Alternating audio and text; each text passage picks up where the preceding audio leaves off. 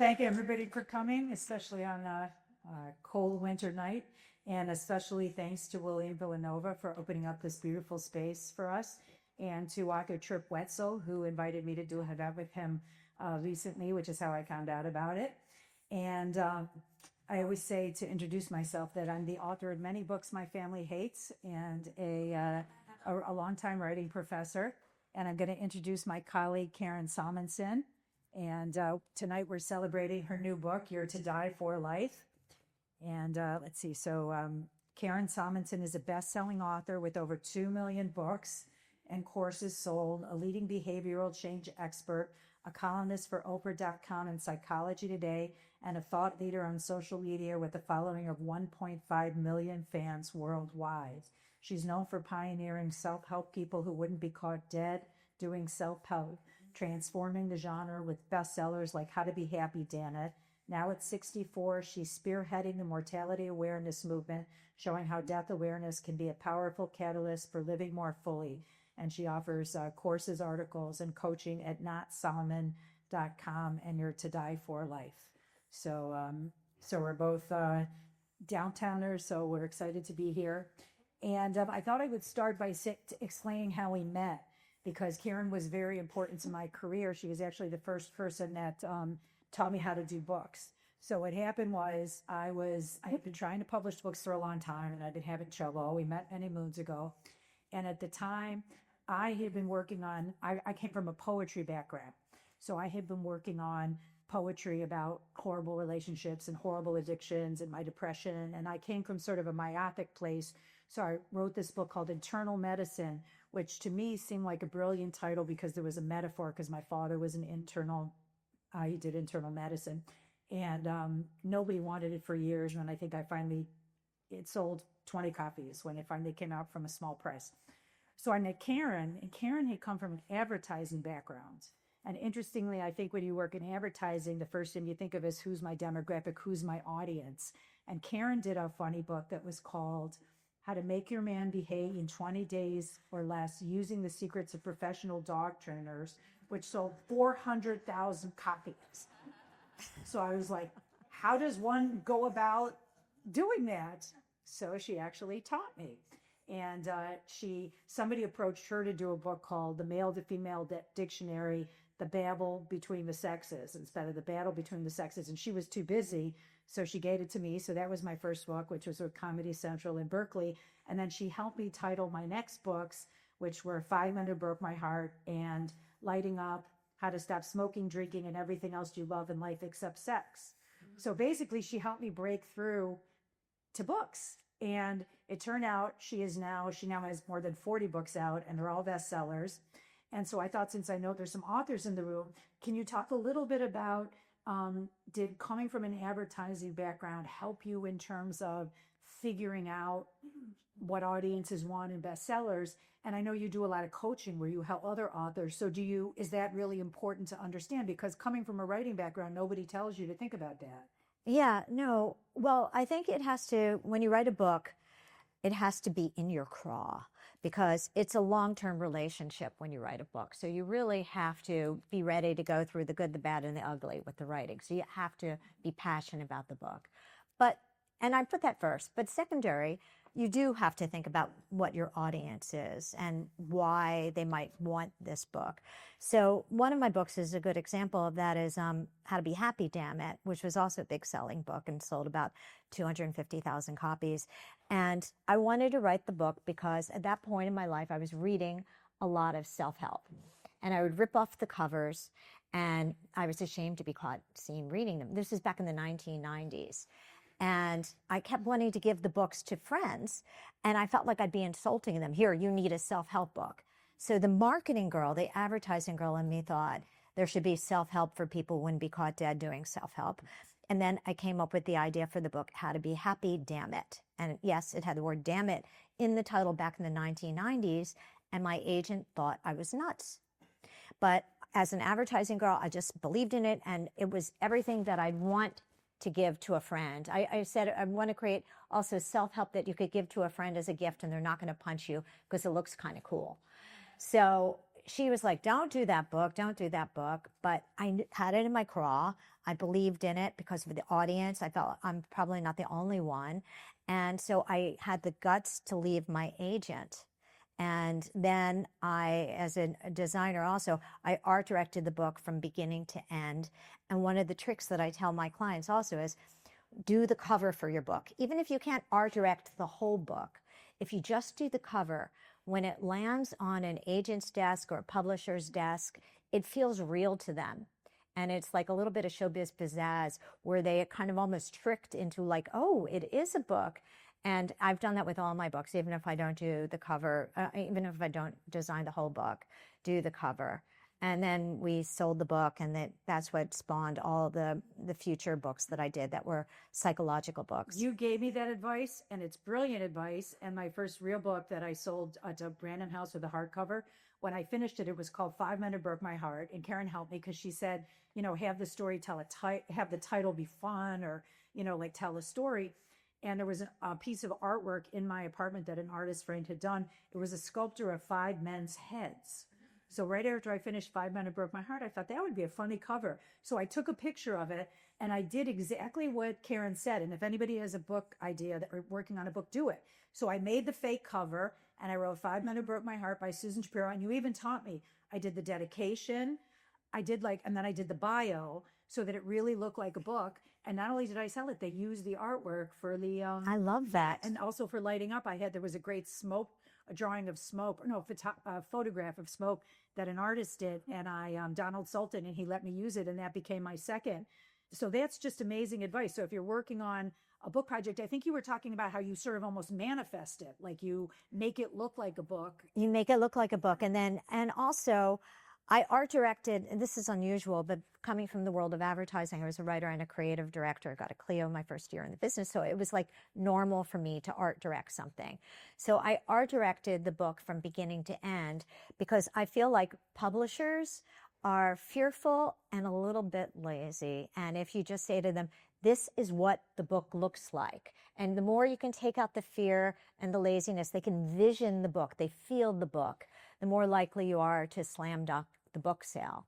So that's why I did the whole book from beginning to end with that one. And for all of the books, I do work a lot on the title. I believe that, you got to get them at the hello. And the title, if, your titles are even, I thank you for mentioning that I helped you, but all your titles are fantastic. Because, my early poetry was so esoteric because I was only thinking about my own emotion. It didn't even occur to me who's going to want to read this or who's going to buy it. So interestingly, that really helped me understand that as much as writing is an art, if you want to get advances from major publishers, you have to treat it like a business. You have to have, because I had never taken a business class before. So you were like I got a degree in how to do this. Now, something else interested me, which is I help a lot of people get published in my classes, which I've taught at NYU, the New School in Columbia. And what I always say to people, because I'm always trying to get people motivated, especially if they don't know what their goal is, I always say, write your obituary. Because someone will come to me and they'll tell me they have 20 different projects, and I'll say, and they have all these different ideas for career. And I would say it's a little morbid, but I would say, do you want your obituary to read, famous novelist or poet or teacher or the best mother in the world, or like what would you want it to say, which I thought helps people crystallize what they want to do first or what's most important to them. Interestingly, in your book, The To Die For Life, you have a whole section on not only writing the obituary, write your own eulogy. Yeah. So it's not only, a little bit of, what career you want, but it seems like you really want people to figure out what they want to be known for. So could you talk a little bit about that? Sure. Well, the book was inspired, I say, for two reasons. One that's a little bit sad and one that's a little bit funny. So I'll mention the funny one first before we get into the sad one. I joke that I didn't write a book about death because I had a near-death experience. I wrote a book about death because I had a near-life experience. And if you never heard that expression, that's okay, because I made it up. But a lot of you are probably have experienced it or know people who have. And that's when you're kind of living adjacent to life. You're on your phone so much, you're scrolling, that you're not in your life, you're near your life. Or you're out to dinner with a friend and your mind is elsewhere. You're thinking about a conversation with your son or something, an email that came in. And so again, you're not fully in your life. You're near your life adjacent. And then the third way that you can have a near-life experience is you keep saying someday. Someday I will, later I will. And so you're putting off your life to later, and you're not fully in your life. And the reason why I woke up to having near-life experiences, and that's the sad one, is my dad died. And when he passed away, it really woke me up that, we talk a lot about death, and this is why Susan was so lovely. She when she saw this space, she said, "Oh my gosh, you must have my friend Karen come to speak here." So we're in the right space, I guess, to talk about death. But a lot of us, we don't want to think about the reality that our lives are finite. But when somebody close to you passes, it's like, death is an excellent alarm clock. It wakes you up to realizing you're here and then you're not, and it's up to you to make the here part as meaningful as possible. And for me, like, death is, I joke, it's like a great life coach. And it reminds you of who you want to be before it's too late to be that person. And I gave the eulogy when my dad passed. And because I'm like the resident writer in our family. And then afterwards, I thought, what would my eulogy say? What do I want it to say? And I started to think about that. And here's the thing about writing your eulogy. Here's the thing about when you die. Nobody at your funeral is going to read your LinkedIn profile. Nobody's going to print out your Google Calendar, pass it around the room and say, look how productive she was. Look how busy she is. Look how, all that she squeezed into a day. No, what they're going to do is they're going to tell stories about you. And each of the stories are going to have a core value of how you lived, the type of person, the type of character you are. And so they're going to say, she was so kind. She always, or he was so supportive. He did this, or they were a great listener. I remember that time I had the issue. Every story they tell about you has to do with a core value that you lived by. And when I started to think about that, I started to think that's how I want to write my eulogy, as aspirational eulogy me. So in my book, I have a simple way to write your own eulogy, because a lot of people writing your eulogy it's like creepy crawlies. So what I did was I created a fill in the blank template, like a Mad Libs, Mad Libs? Yeah. And you just fill in the blanks, and a little spoiler alert, a lot of the blanks have to do with core values, because that's what's going to make for a meaningful life. Living a life with strong core values where you appreciate meaningful relationships, meaningful experiences, and you want to give back to the world and be of service. Yeah, and you think of to-do lists, and I'm always really big on lists. In fact, with my therapist, we would always go through, he used to say when I had a addiction specialist who helped me quit smoking and drinking and drugs about 23 years ago, and we would write down everything that I wanted to do, like my brain would decide what my plan was. So it was like wake up every day and write. And I had this great mentor who said, when I said I had writer's block, he said, plumbers don't get plumber's block. Just wake up in the morning, page a day is a book a year, get to work. So I would write this list of every day I had to write at least a page, and I had to exercise, and I had to, just do all these healthy things for myself. And he had a rule, which I liked, which was I was never allowed to change the plan based on my mood. So if someone else canceled, that was one thing, but I couldn't look outside and say, it's raining, I don't feel like doing this. I had to sort of day to day commit to sort of the schedule that my brain told me to do. And now tell me the difference between, I loved your part about the to-die list. Right, So, right. So the to-die list, it's not a bucket list. No. So explain instead of a to-do list, what's a to-die list? Well, I say that to-do lists have a fatal flaw. They're all about productivity. And you can be the most productive person on the planet, and at the end of your life, feel like you kind of wasted your time, because the purpose of life is not to be the most productive person on the planet. It's to, learn lessons that help you to become your best possible self and to have, give back to others and all of that. So a to-do list only measures productivity. So I created something that I call a to-die list. And I write it daily, a daily to-die list. And it's sort of like a to-do what matters most list. It's not a bucket list. It's all about making sure, again, that you're living by your core values. And you can write your to-die list based on your eulogy, but I know a lot of people don't want to write their eulogy. So in my book, I say you don't even have to write your eulogy. But the reason why I believe that you should start with your core values is the following. Who you think you are determines what you do. Part of my background is behavioral change. And right now, without even knowing it, your identity is creating your destiny. Your identity is the puppet master of your habits. For example, right now, if you're walking around thinking, I am sloppy, you're going to do the habits of a sloppy person. If you're walking around, I'm organized, you're going to do the habits of an organized person. And the more you can put the spotlight on which core values that you cherish, the more likely you are to live that way. And there's even an area of psychology called identity-based habits. And they've done studies that if you become aware of what your identity is, then you can be more likely to do the habit. So, for example, they did a study to try to get people to vote. And they separated the people into two different groups. And one group, they got them to fall in love with the idea of being a voter. And the other one, they just gave like snazzy taglines, like go out and vote, or whatever, some snazzier than that, something probably that rhymed.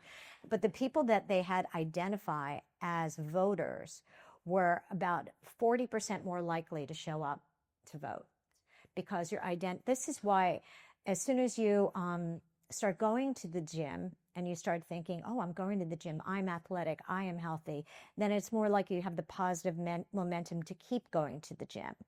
But if you're not going to the gym, it's because your identity is like, I'm a person that doesn't go to your gym. So you have to identify as a healthy person. You have to identify that core value.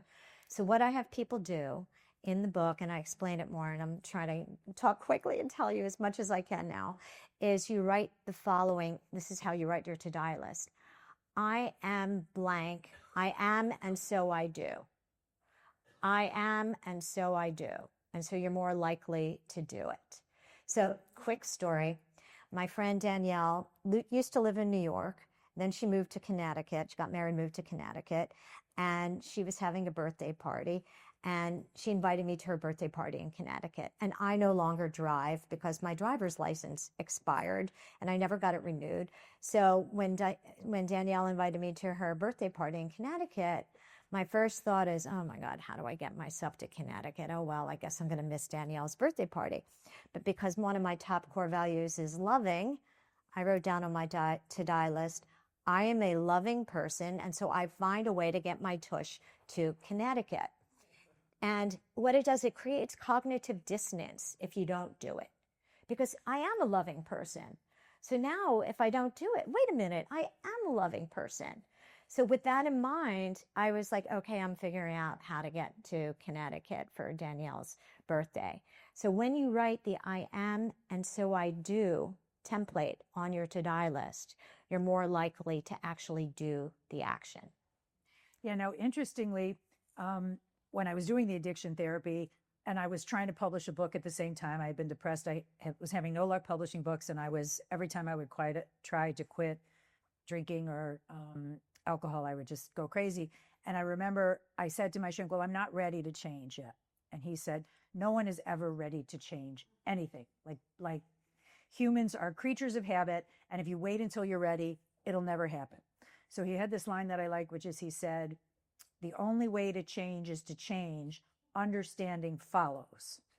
And that really helped me in terms of not only quitting, but quitting addictions, but also in terms of getting the book done. So you're extremely motivating. I know you help me finish books and you help a lot of people finish book projects. So is that part of it? Like, for example, do you write down, I am an author of a novel, and then you put together the novel and you put the title on it and you put your byline and you put a novel? Like, is that part of it? You put it into your aspirational eulogy. When you write your eulogy, you don't write it for who you are today. You write it for who you want to become. So, and then you look at current you and aspirational eulogy you. And I have this other journal exercise that you write at the top of a page. Who do I need to become to get everything I want in my life? And the answer is a core value. Or who do I need to become to finish this damn book, right? And then it might be words like disciplined. It might be words like maybe what's keeping you back is you don't feel creative. So you think, I am creative, I'm finishing the damn book. You know, I am disciplined.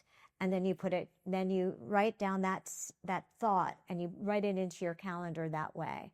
I am disciplined, and so I wake up at 6 a.m. and you start to identify as disciplined.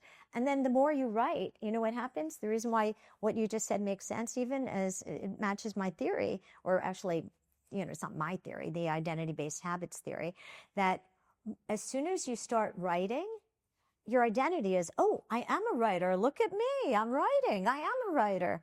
And then it creates more positive momentum.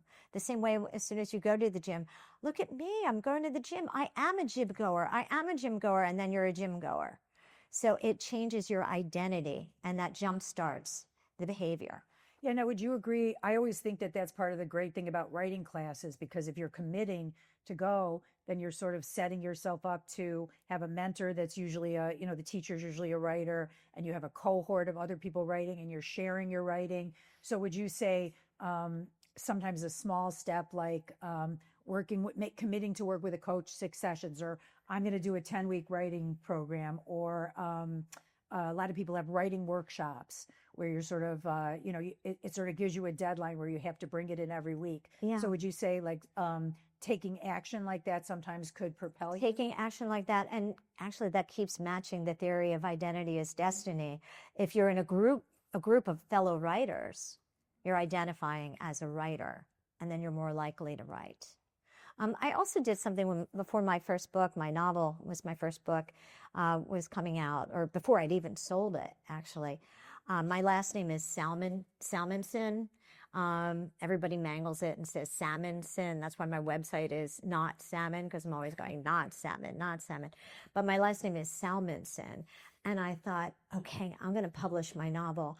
I'm going to go to a bookstore and imagine it on the shelf. And I went to the bookstore and I looked under Salmonson, and I thought I saw I'd be next to Salinger. And I thought, oh, that's a good book neighbor. I'm going to be next to Salinger. And I used to go to the bookstore and imagine my book there. But the more you can really get your brain to believe it, the more likely you're going to do it. You're going to get excited about it. So the excitement will overtake the fear. And mortality awareness does that too. Because a lot of times people are like, they cling to their comfort zone. But when you have like a near-death experience or a health scare, then you're more likely to do it, because your fear of writing a book becomes less scary of your fear of getting to the end of your life without writing the book. And so that's what mortality awareness does. It's not morbid, it's motivating. It creates urgency, which sparks action.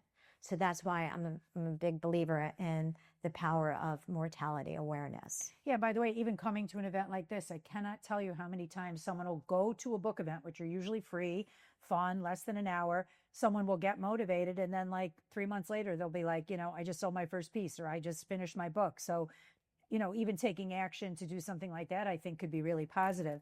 So you touched on fear, and I want to talk a little bit about fear, because after a lot of therapy, I started having luck with books, and I always say now I'm the author of 18 books my family hates, and the therapy was about how to be a writer and not have the approval of my family, even though I'm close to them. And at one point, my shrink he had me write a script that I told my parents, which is, you could be proud of my accomplishment of publishing a book without liking the book.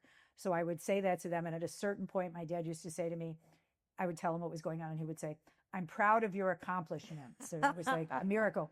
But anyway, so some of my students asked me, how did I become so prolific? And one of the things I realized, that within all the therapy and all the writing workshops, whatever, at a certain point, I stopped being afraid to suck. and my first drafts suck. Like they're really, really bad. And I think early on when I was trying to write or trying to get published, I would put a lot of pressure on myself. So I'd write a paragraph, and if I didn't like it, I would tear it up and then I would just quit. But now, after I started doing writing workshops, I have 2 writing workshops a week, and my deadline is I have to bring in something to the writing group. It doesn't have to be good. It just has to be on the page. And my job is to get it on the page. And I feel like it's my writing group's job to tell me, does this make any sense? Or where should I start? Or where should I throw it up? And I'll tell you a quick story that I love, which is somebody once came to my writing group and came up to me later and he said, this is like not even that long ago, about maybe 8 years ago. And he said, I can't believe someone like you who has books out brought in something that sucked. It was so bad. Like it was like gibberish. I can't believe you brought that in, And I looked at him and I said, I brought in something that wasn't very good, and I'm on right now like book 11. I said, and you didn't bring in anything, and you have no books out.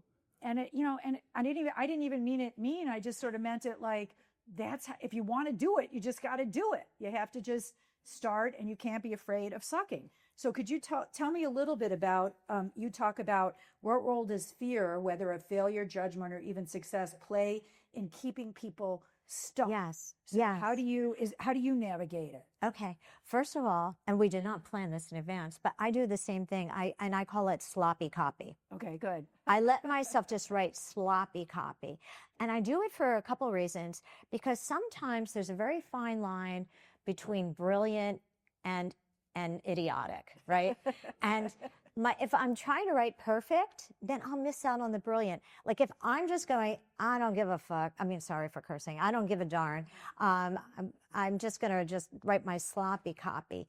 Then some of those like crazier ideas come out. And those are the little golden gems that I love in my book usually. And if I'm just trying to be like perfect, I'm not going to get those. So I kind of get excited about writing badly sometimes because I know it might lead to those little golden nuggets. So you can tell yourself that too. But so with fear, I'm going to bring it back to my book because I do write a lot about fear in my book. What I did was, it's a mortality awareness tip that's about fear. I looked at the top regrets of the dying. And when I was writing my book, and even before that, after my dad passed, and I looked at what they were, and I thought, who do I need to become to avoid the top regrets of the dying? And some of the top regrets of the dying are, I wish I had allowed myself to be bolder. I wish I had expressed myself more. I wish I had lived more true to myself. I wish I had spent more time with the people that I love. And I looked at all of the top regrets of the dying and I reverse engineered them. And I realized that there are 7 core values that if you embrace, that you can avoid the top regrets of the dying. They're like regret-proof, like sealants that you can put over your life. And they're very easy to remember. First of all, they're in the book. But second of all, they turned out they're in alphabetical order, except for one, which I got a little creative licensee with, and I made it fit. So first one is, A is for authentic, because a lot of people regret not living true to themselves. And if you really want to be a writer, that's living true to yourself. You must, writers got to write. B is brave. You got to live bravely. C is being curious. And that's when, if something doesn't go right for you, you ask yourself, what can I learn from this?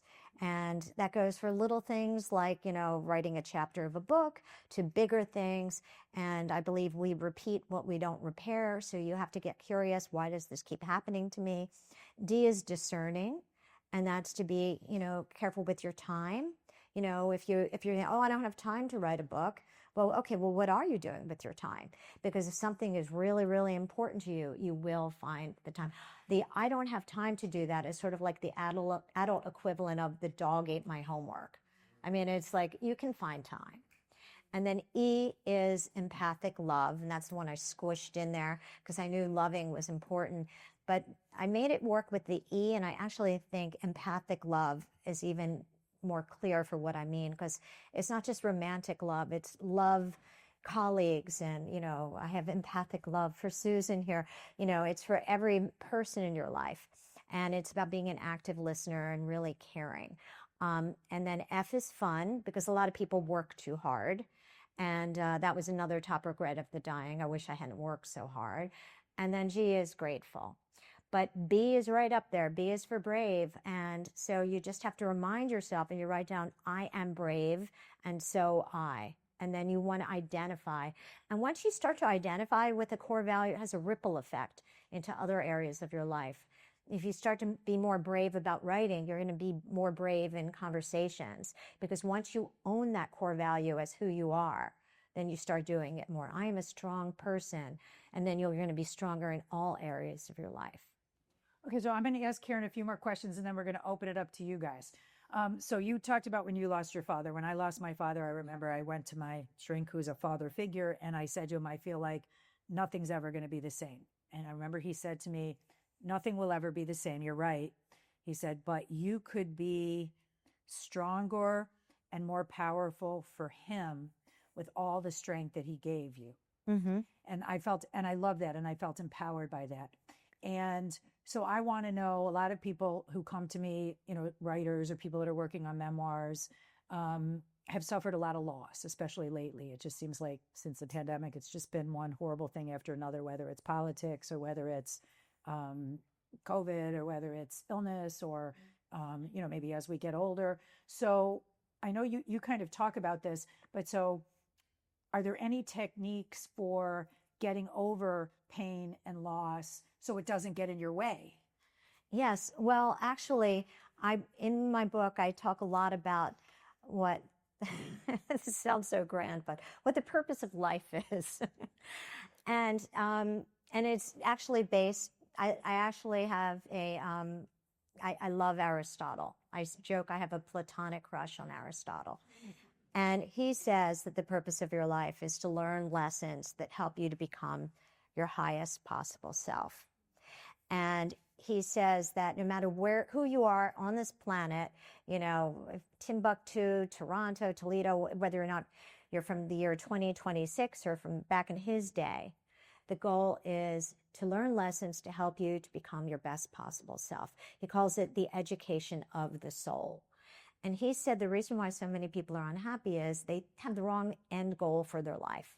They think it's to become the sexiest person on the planet, the richest person on the planet, have, the most social media followers on the planet. And that's more about ego and actually sometimes body. So ego and body versus soul.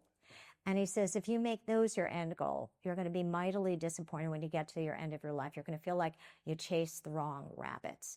So if you feel like the purpose of your life is to learn lessons that help you to become your best possible self, when you go through challenges, when you have really tough, awful things happen in your life, if you try to get yourself to believe that there's something in here that can help me to become my best possible self, you will find it and you will do it. There's a whole area of study, which I mentioned in the book too, something called emodiversity, emotional diversity.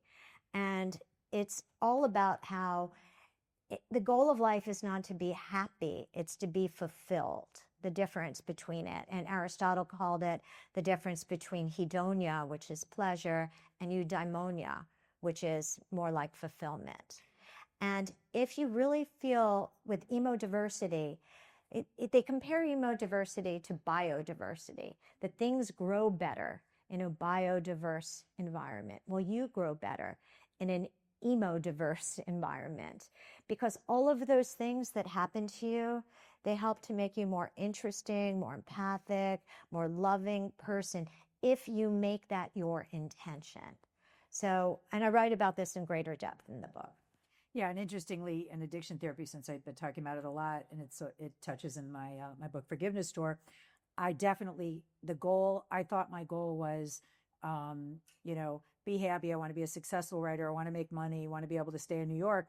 And I remember my therapist said he wanted to change my goal, so it was to live an important life and to learn how to suffer well. That's great. I love that. Interesting. Yeah. Yeah, I thought that was really interesting. Anyway, let's open it up for some questions. So anybody has any questions, you can ask me, you can ask Karen. Yes, Emilio. Yes, hi. So, This is my teacher, my mentor, and so I just wanted to ask you, after everything that you've shared, and very prolific and very beautiful, is there a moment in time when you sit by yourself that you give yourself a prompt? Like, what do you ask yourself in silence to continue, and how do you go after that? Well, I do make a daily habit of writing who do I need to become to get everything I want in my life. If I'm having a problem, I think to myself, who do I need to become to have a better relationship with my teenage son? Or who do I need to become to, and I ask myself that problem, and the answer is usually a core value. But another prompt that I do with journaling, if I'm having a challenging time or something, I write at the top of the page, what do I need to know that I don't want to know?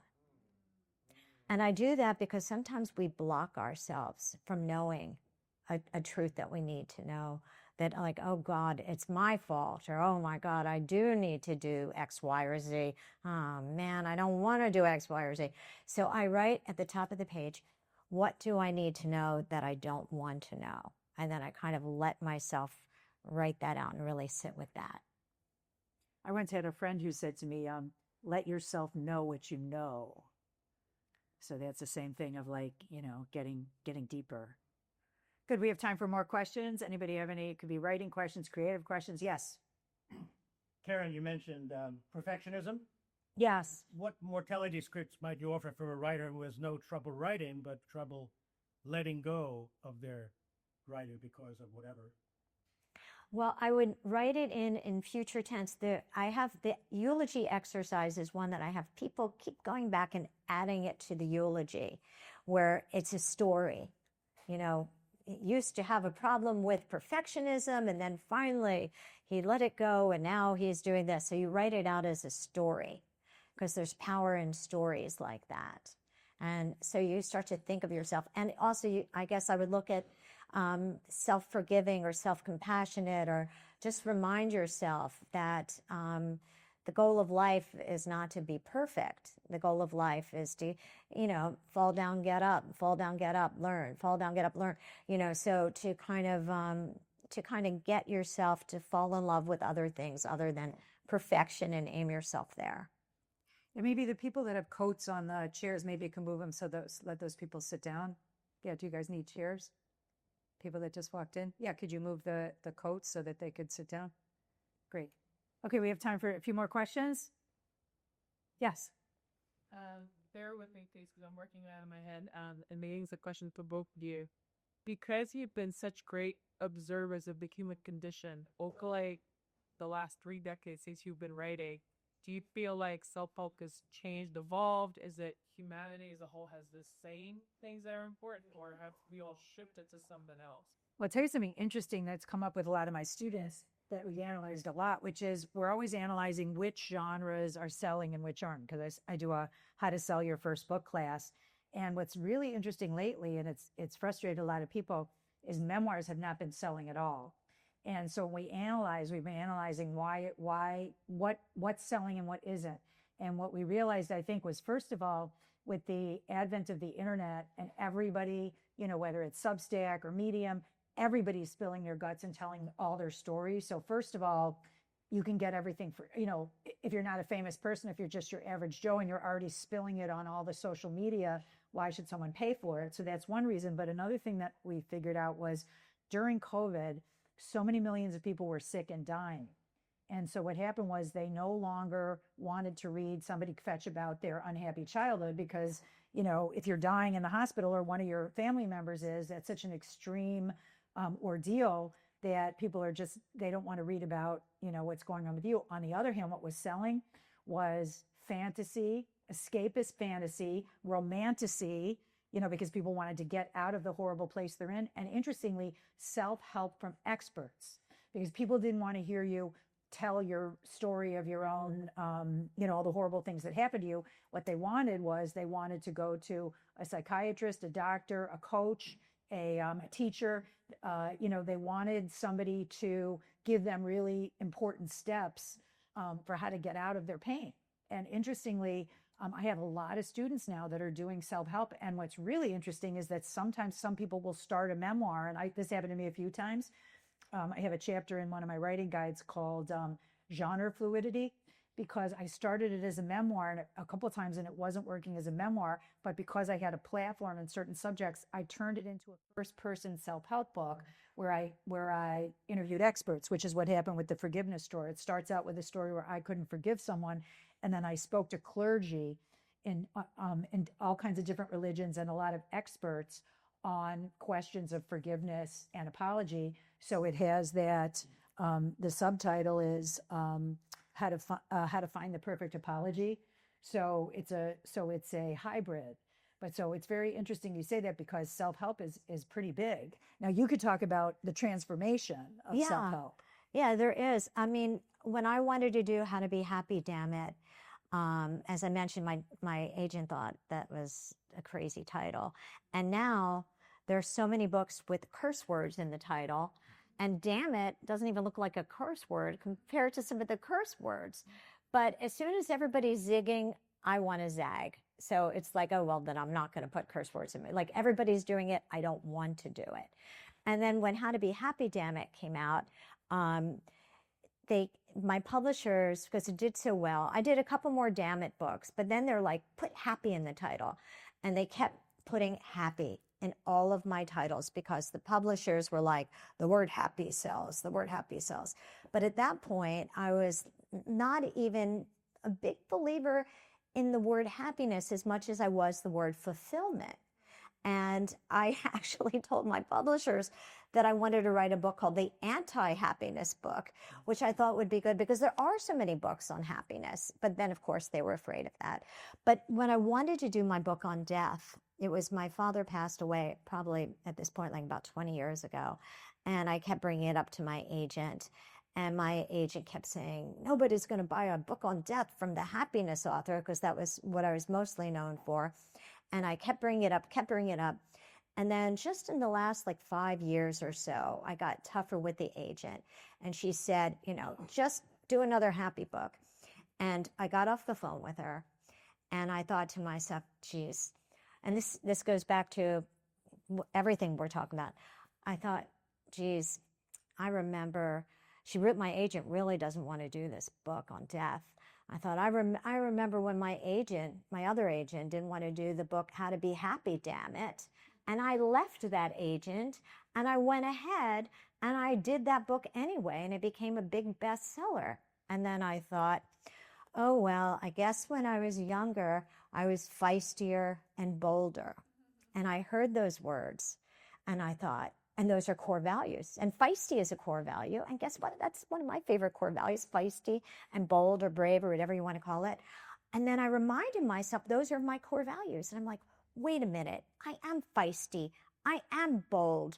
I'm leaving my agent. This is the power of core values. I identify. I'm leaving that agent.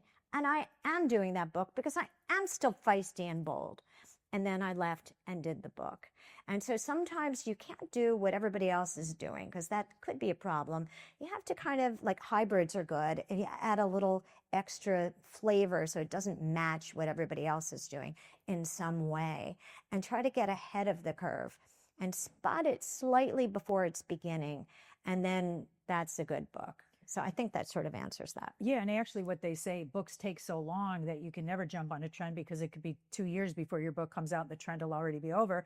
And I'll just say to people, we'll take more questions and see if anybody's interested, but I've helped quite a few people sell self-help books that they didn't necessarily think that they had the platform to write it, but a lot of times you have expertise that you don't even realize. So here's one that I was trying to write a memoir at one point because I love fixing people up, and I was on a reality dating show at one point I fixed up 30 marriages, and I was fixed up with my husband, and I tried to write it as first person, and I actually paid a ghost editor who you could hire an editor who will just tell you the truth and give you criticism. And they just said, there's nothing more boring than hearing somebody say, then I fix this person up, then I fix that person up. Why don't you do it as that's enough of a platform to write a self-help book and you can interview other relationship experts. But so I wound up calling it Secrets of a Fix-Up Fanatic, How to Meet and Marry Your Match. And I just used the fact that I had fixed people up and that I was fixed up.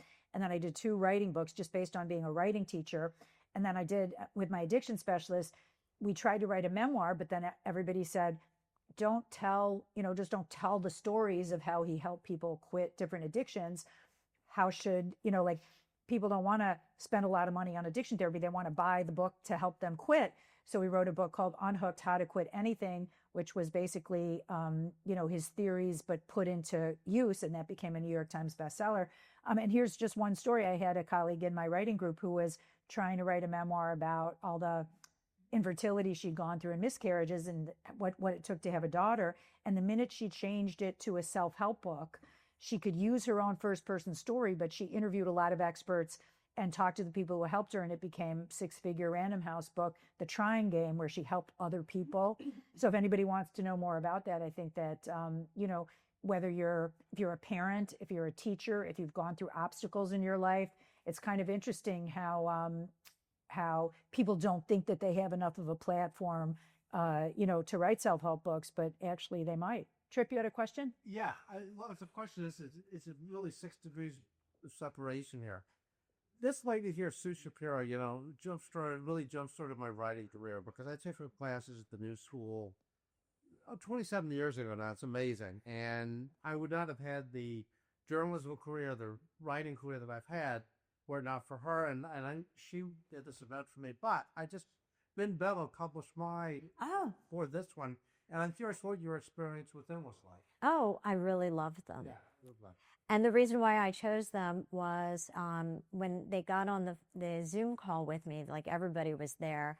And, when you mentioned my book, How to Make Your Man Behave in 21 Days or Less Using the Secrets of Professional Dog Trainers, I kind of go, ooh, because remember I said my core value is feisty, but that was like super feisty. And I kind of don't mention that book anymore because it's not, I use my humor now in like a more like philosophical way, But I do love that book, and that book did put me on the map. But when I got on the Zoom call with everybody from Ben Bella, they all knew about that book. And what they said to me was, we love that book. We love your feisty humor, and I'm overusing the word feisty right now, but, and we want you to write this death book like that. And when they said that book, which was my peak feisty, I thought they're going to let me write my book the way I want to, because I wanted to write about a book about death that like had humor and some irreverence in it. And I wasn't sure all publishing houses were going to let me be me in that book. And when they mentioned that my more like wild youth book from my, when I was like definitely writing very like, edgy, and said, go to it with the death book, I'm like, okay, you're my publisher. They were good. Yeah, really good. Cool. Any final questions? Yes, Paulette. I'm just interested. It seems like you had so much success, but I kind of love that you're still coaching other writers. Yeah. How do the two relate? And, it seems like you could be like, oh, I don't need to coach writers anymore, but what? Well, I love, I believe at this point that, our what we're here for is to help others, be of service. And I love helping people the same way Susan does. I mean, I look at her, I'm like, yeah, right. It feels good to help people, And so I love to help people with books. I do a little bit of everything because my background is advertising, and I still love like psychology and, how to market. And to me, it's kind of fun, So I help people a little differently than Susan, but I do help them come up with the core idea for their book, make sure they have what I call singular prong. I talk about this on my notsalmon.com website.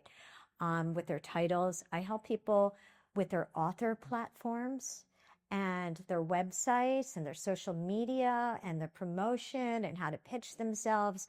So all different areas of the book process from beginning to end. And I do love social media. I have like 1.5 million followers and very strong Substack called the Stand-Up Philosopher.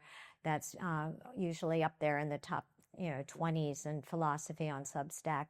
So I love helping authors. And in fact, as we're talking about stories and who you are, and if you know your story, little quickie thing, on your author website. A lot of people write their about page in third person. No, no, no, no, no. Your about page should be written in first person and should almost feel a little bit memoiry, because that's what publishers want to see, that you have a story. People who buy books love to see, who is this person? They want to see that. So if you ever have a website, if you have a website now out there, make sure that you write your about page in first person with stories in it so people can really feel you and understand who you are. Yeah, and so I mostly do classes. I do seminars and classes, both online, and I'm going to do one at NYU in person, where I focus on helping people get published. Karen, you could work with one-on-one. She does one-on-one online. She does coaching. I also have a bunch of events coming up, most of them free, where I'll have other editors and agents come in, and we'll talk about, what they're looking for and how to pitch them and stuff like that. So if anybody wants, I could give out flyers for those. Any final questions? Yes. I have one. She raised her hand. Can you?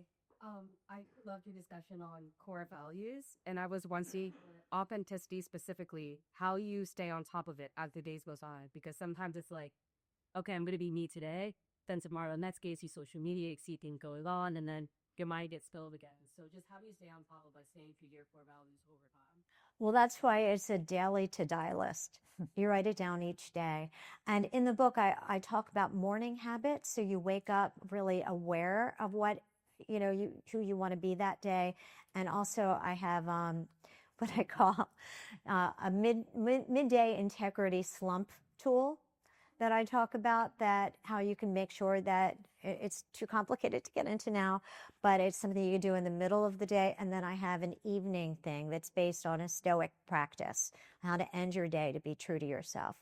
I also have, and I'll say this one super duper quickly because I wrote about this on Substack and people just really loved it. And it's mentioned briefly in the book. I have my marble mortality jar. And what I did was, when I was like somewhere in my 60s a couple years ago, I counted up how many months I'd have left to live if I lived to 100, because I promised my son I'd live to 100. He asked me to live to 200, but I bargained him down to 100, and he accepted my counteroffer.